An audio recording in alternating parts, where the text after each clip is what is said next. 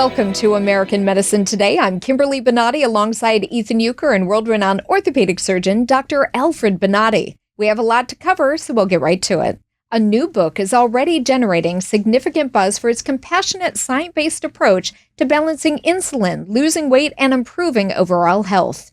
Joining us to discuss is Lara Briden, author of Metabolism Repair for Women. Thanks so much for having me. So after the success of your previous book, The Period Repair Manual, what inspired you to write Metabolism Repair for Women? Well, my main interest is women's health, so menstruation and women's hormones. I also wrote a book on perimenopause, and I see patients full time, so I'm working with this all the time. And I just knew from my own work with patients and the feedback from my readers that metabolic health underlies all of these other conditions. It's the sort of the hidden health problem that I really want people to know more about. I understand there's a concept known as metabolic inflexibility. What is that? Yeah, it means we've a reduced ability to burn body fat for energy. Because one thing that a lot of people maybe don't know, we think we get our energy from food and we have to keep eating to get the glucose coming in to support the brain and support our energy. But actually the healthy default state is to mostly be burning fat while at rest and only tip into burning more glucose when we're very active, like, running a sprint or something like that. Metabolic inflexibility relates very closely to something called insulin resistance, which your viewers may have heard about. It's also called prediabetes, and it's estimated to affect at least 40% of adults. So you can see why I thought this was such an important book to write, because that means 40% of my patients have this, and many of them don't know.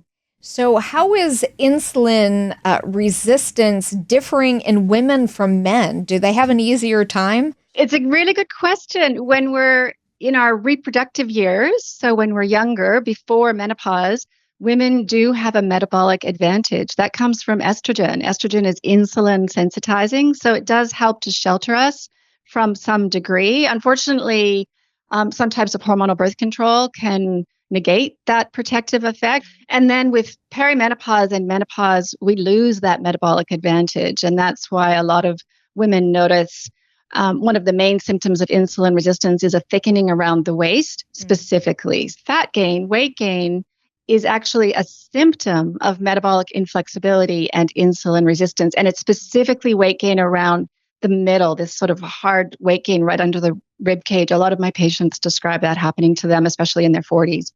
So as a female, what can someone like myself do to ward off these terrible effects of aging?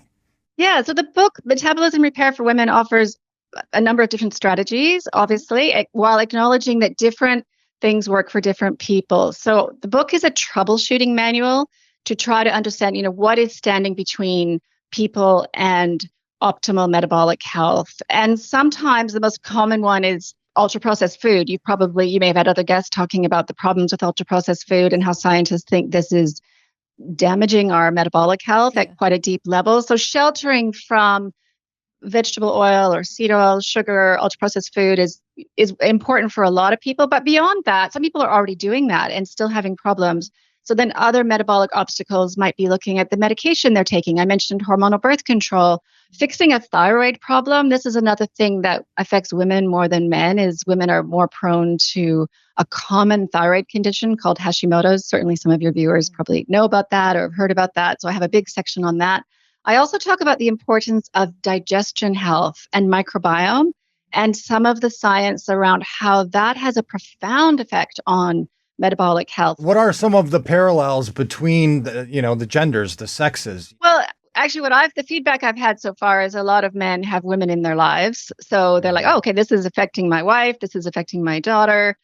And I have had some feedback from men who read it, who realize that some of it does apply to men as well. Of course, men do also get insulin resistance and metabolic inflexibility. In fact, when they're, younger men are more prone to that than younger women. But I guess one of the other reasons why, just a quirky fact that's in the research, for example, is that men are more likely to have success with that, whereas women often don't. The reason calorie counting doesn't really work for women is we have this built-in survival mechanism to, conserve energy in case we need to make a baby. And so this is why one of the reasons I felt women needed their own book.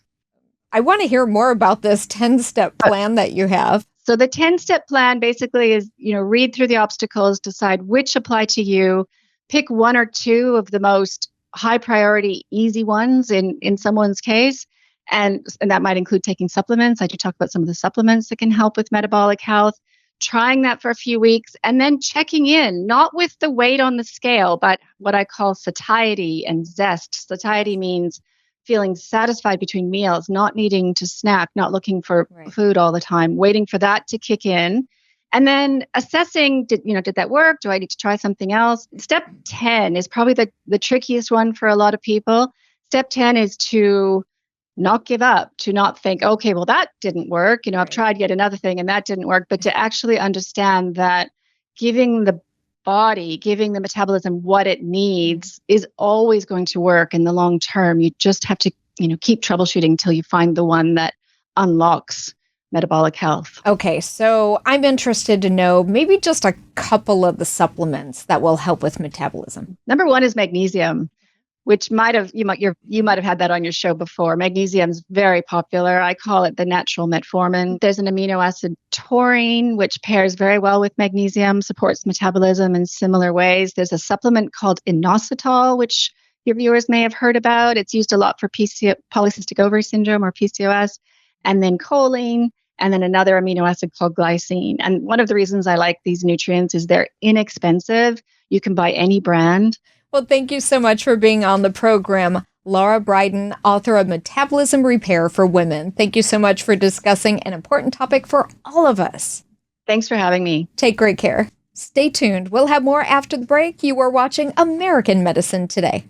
The loss of coordination in my legs, I'd trip over my feet, end up flat in the concrete. Dr. Bonati to me was God sent. Walk like that in a while. I don't remember how long. I didn't have to make a massive lifestyle change. I noticed today that I could sit and stand up without a cane. I would have to give it excellent and above my expectations. Visit AskBonati.com.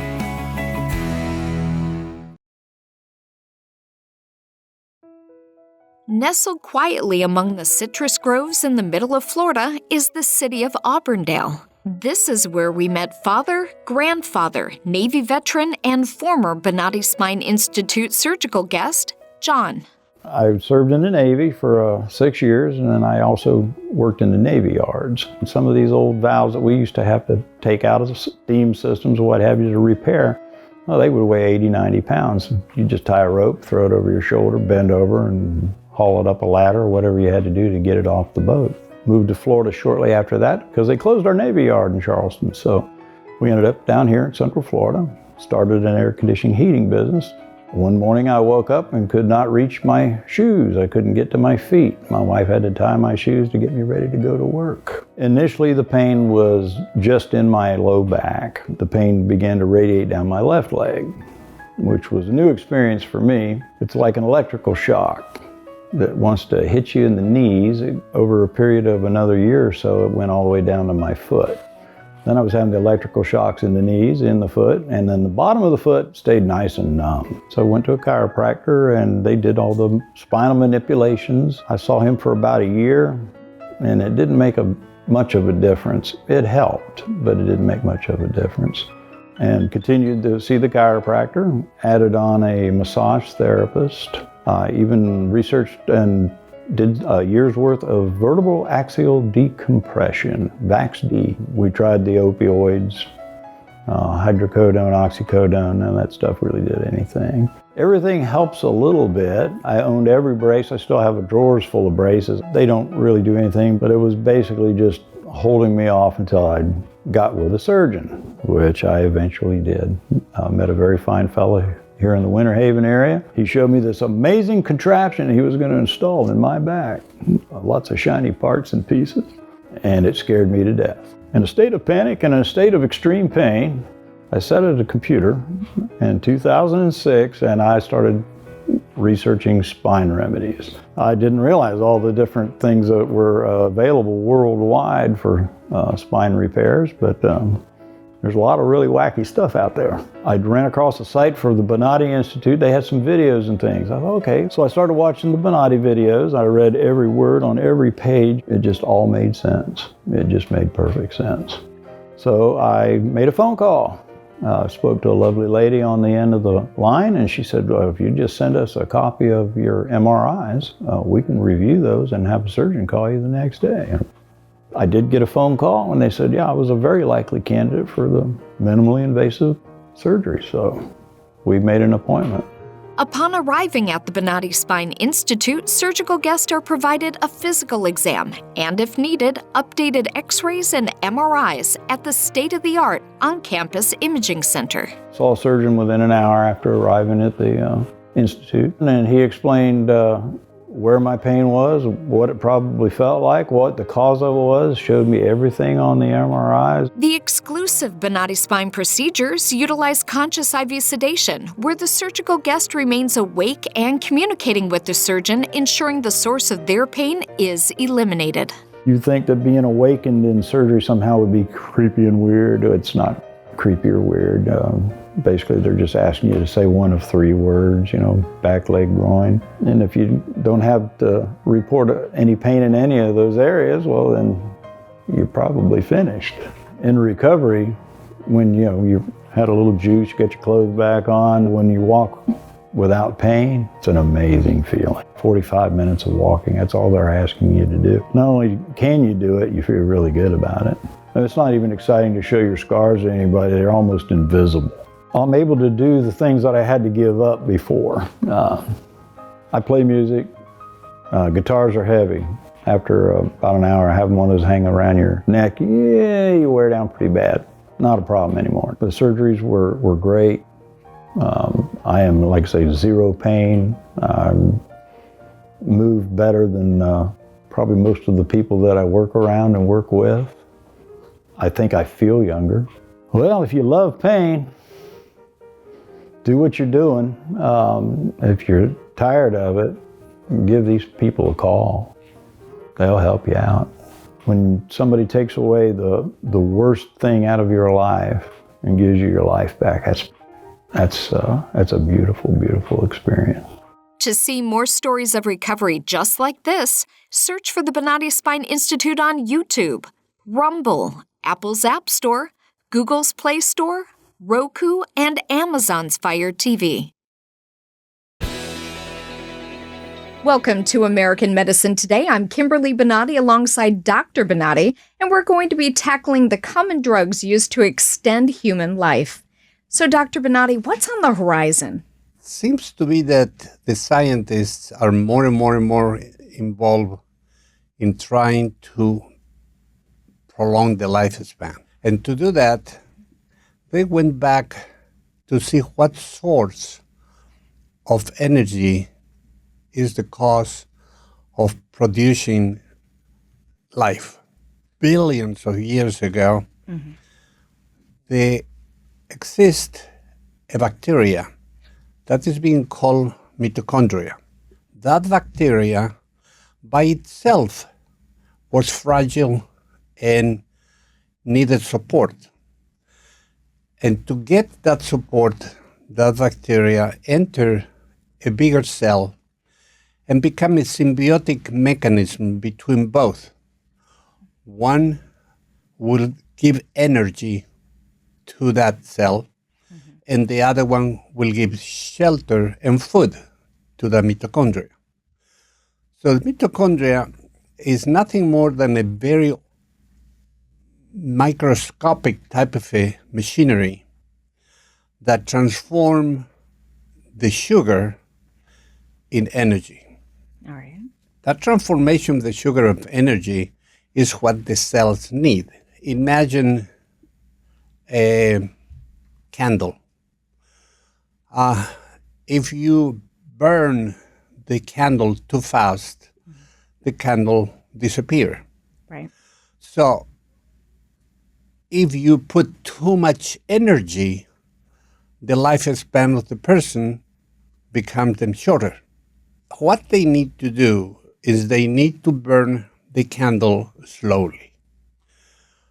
The mitochondria is the one structure that is intracellular and is in symbiotic mechanism with all our cells. Created this mechanism for necessity billions of years ago. So the problem is now that we have the energy, but the energy burns too fast and ends producing death. Okay. So the problem with that is that we're thinking, how about if we can control the amount of burning of these mitochondria? Sure. And to do that, they start to look for some type of solutions. And what were those? The idea was, if it is a bacteria, needs to react the same like bacteria today to some medications. Right. And then they went and they thought, well, if we give antibiotics to the bacteria, why we don't create an antibiotic that will be used to try to time the time of energy on the mitochondria. Initially, they use one, and they look at these results, and they saw that the mitochondria really slow down in the production of energy. The antibiotics are something that's being used constantly in this society today. Some of these antibiotics are being already approved by the FDA, and then they use some worms to see the span of life on these worms using the antibiotic. And they use one antibiotic first, and they saw that they are some slowing, but then they decided to use both antibiotics. And the mixture of the antibiotics was extremely surprising to see that this worm was able to go 2 to 3 times longer in life. Wow. Imagine the human life will be usually 90 years start become the room that the people start to live now. Correct. Imagine that would be around 270 years that the people can live. We'll be back after this quick break, continuing the discussion on life-prolonging drugs. You are watching American Medicine Today. I think everybody was shocked, like, really, you had surgery today? I had a drain tube. I was at my desk doing payroll for 200 employees, worked till night, got up, went to bed. Actually, the recovery was great. I mean, I really immediately felt the difference. I was able to go back to work within a couple of days. The progress after each procedure was amazingly good. The recovery, all told, has been phenomenal. The surgeries that I had, actually, I recovered very easily from, I would say. I actually went to work the following afternoon. 6 days after surgery, I was back in the gym, slowly but surely working my way back to fighting, back to basically 100% of fighting. 6 days, and everybody was in awe. Like, didn't you just get out of surgery? I'm like, yeah, I feel great. And like, okay, let's see how you do. And I was rolling with everybody, and I'm in the advanced class. First time I came in here was Monday, and today is Thursday. I've had 2 surgeries and am doing fantastic. I'm still in shock that I can walk. That's all within 4 days. Bonati succeeds where others fail.